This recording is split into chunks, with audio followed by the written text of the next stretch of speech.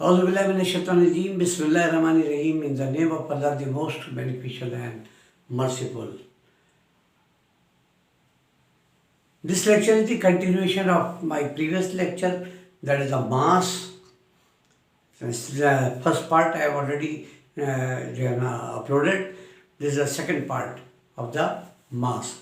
मास के बारे जो है मैंने बताया था कि मास क्या होता है. Anything which occupy space and has weight is a mass. ठीक है. उसके बाद फिर हमने डिस्कस किया था कि there are different types of masses: solid mass, cystic mass, complex mass and cystic mass with internal equal. तो प्रीवियस लेक्चर में पार्ट 1 में मैंने डिस्कस किया था वहाँ तक के कॉम्प्लेक्स मास. तो कॉम्प्लेक्स मास जो है वो वाला मास है जिसमें कि सॉलिड एरिया भी आपको मिलेगा, पानी वाला एरिया भी मिलेगा, cystic area and some hyper echogenic mass with back shadow भी मिलेंगे. ऐसा मास है. तो this mass is the complex mass. Complex mass में जैसा कि मैंने आप लोगों को बताया था कि ये सारी चीज़ें आपको मिल सकती हैं. कॉम्प्लेक्स मास जो है का एग्जांपल हमने आप लोगों को दिया था कि कॉम्प्लेक्स मास का एग्जांपल जो है दैट इज़ द टमाटर या वाटरमेलन, तरबूज. आप एक टमाटर या तरबूज को बीच से 2 टुकड़ा काटो, ऊपर वाले टुकड़े को हटा के आप देखो तो आपको क्या सॉलिड एरिया भी नज़र आ रहा है, पानी वाला सिस्टिक एरिया भी नज़र आ रहा, और कुछ हाइपर एक्वाजेनिक यानी बहुत ही चमकीला सा जो है मास विद बैक शेडो, ये भी आपको नज़र आ रहा है.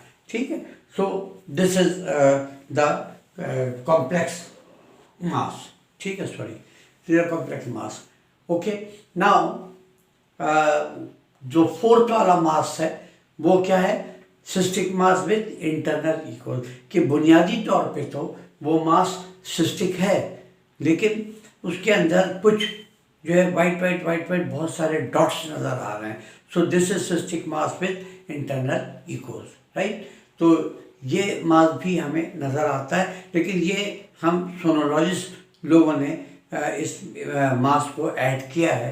लेकिन वैसे ज़्यादातर जो है सर्जन एंड गायनेकोलॉजिस्ट और फिजिशियन ये 3 टाइप के मास को डिफाइन करते हैं: सॉलिड, सिस्टिक एंड कॉम्प्लेक्स मास. लेकिन हम सोनोलॉजिस्ट लोगों ने एक मास का इजाफा कर दिया, that is cystic mass with internal equal. ठीक है जी. ओके. खूब. अब ये है कि हम बहुत जल्दी से हम डिस्क्राइब कर लेते हैं हाँ एक को अलग अलग. ठीक है ना.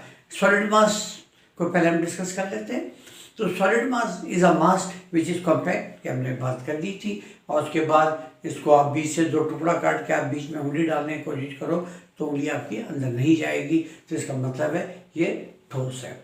सॉलिड मास बॉडी में कहीं भी हो सकता है, एनीवेयर, और हर जगह इस सॉलिड मास का अपना अलग अलग नाम है.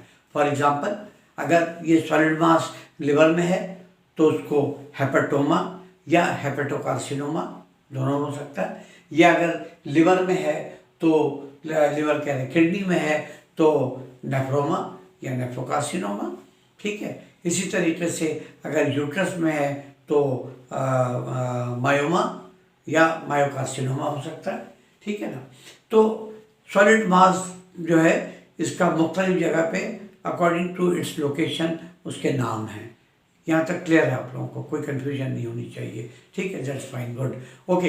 अब बात ये आती है कि ये मास एक भी हो सकता है, एक से ज़्यादा भी हो सकता है, और डिफरेंट साइजेस के हो सकते हैं. ये नहीं कि अगर किसी के लिवर में 4 मास है तो सब एक साइज़ के होंगे. ठीक है. ऐसा नहीं है. या 2 एक साइज़ के होंगे, फिर 2 एक साइज़ के होंगे, ऐसा नहीं है. जिसमें भी ऑफ एनी साइज एंड जो है एनी नंबर हो सकता है. सिंगल भी हो सकता है, मल्टीपल भी हो सकता है. राइट. अब उसके बाद नेक्स्ट सॉलिड मास के बारे जो बहुत इम्पॉर्टेंट चीज़ है वो ये है कि सॉलिड मास का अगर आउटर मार्जिन अगर स्मूथ है, रेगुलर है, चिकना है, so it is suggestive for a benign, that is non malignant या नॉन कैंसरस सॉलिड मास है ये. ठीक है ना. और अगर उस सॉलिड मास का आउटर मार्जिन जो है वो इरेगुलर है, वो बाहर है, ठीक है, सॉलिड जो है यानी कि जस्ट लाइक शरीफा, एक शरीफा के ऊपर हाथ फेरो तो आपको उभार उभार सा फील होगा, हमवार तो नहीं है ना सेब की तरह। तो अगर आउटर मार्जिन या outer surface of the mass is irregular, so it is mostly suggestive और नॉट कन्फर्मेटिव, ये बात याद रखो। It is suggestive for a malignant mass, ठीक है। लेकिन हमेशा याद रखो कि अपनी रिपोर्ट में आपने सजेस्टिव फॉर लिखना है, ठीक है, क्योंकि इट इज़ नॉट कन्फर्म। आप हमेशा लिखो कि सजेस्टिव फॉर जो है ना मैलिग्नेंट मास कॉल्ड सो जो भी है, जहाँ का भी है, ठीक है। और उसके नीचे जो है आप ज़रूर लिखो कि एडवाइस या clinically correlate advice CT scan and biopsy for further evaluation, ठीक है। तो ग्रॉस में तो हमें लग रहा है कि ये सॉलिड, ये कैंसर वाला मास है, लेकिन क्या कहते हैं ज़रूरी नहीं कि वो होगा। It is sensitive for not confirmative. Confirm उस वक्त होगा जब उसकी बायोप्सी की रिपोर्ट आएगी और हिस्टोपैथोलॉजी में पता ये चलेगा कि नहीं जी इसके अंदर तो कैंसर यानी कि मैलिग्नेंट सेल जो है वो मौजूद हैं, ठीक है जी। क्लियर, यहाँ तक कोई कन्फ्यूजन नहीं है। अच्छा, अब उसके बाद हम आ जाते हैं कि ये सॉलिड मास को डिफाइन कैसे करोगे, यानी रिपोर्ट कैसे करोगे आप, ठीक है। तो रिपोर्ट के लिए इट्स वेरी सिंपल। क्या क्या क्या चीज़ देखोगे मान, सबसे पहला नंबर ऑफ मास, एक है या एक से ज़्यादा है तो सिंगल या मल्टीपल मास। उसके बाद लोकेशन कहाँ पर है, लिवर में है तो राइट लोब में है, लेफ्ट लोब में है, कहाँ है वो आपको डिफाइन करना पड़ेगा। अगर किडनी में है तो अपर पोल में है, लोअर पोल में है, मिड जोन में है, कहाँ है।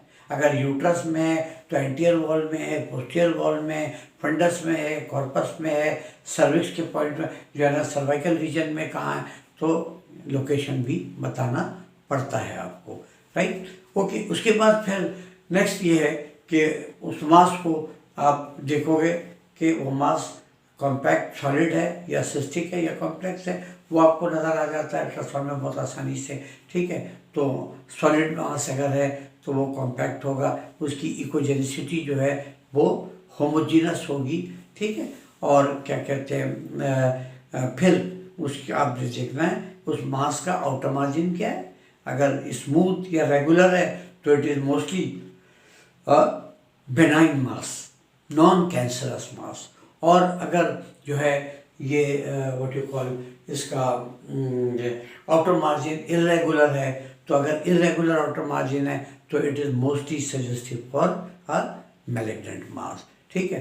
तो इन चीज़ों को आपने डिफाइन करना है और उसके बाद फिर आपने उसको रिपोर्ट बना देना है, ठीक है जी। क्लियर हो गया यहाँ तक। तो हमने सॉलिड मास को डिस्कस कर लिया, ठीक है। अब जो है नेक्स्ट लेक्चर में इंशाल्लाह we will discuss the cystic mass. Take care of yourself, take care of everybody around you.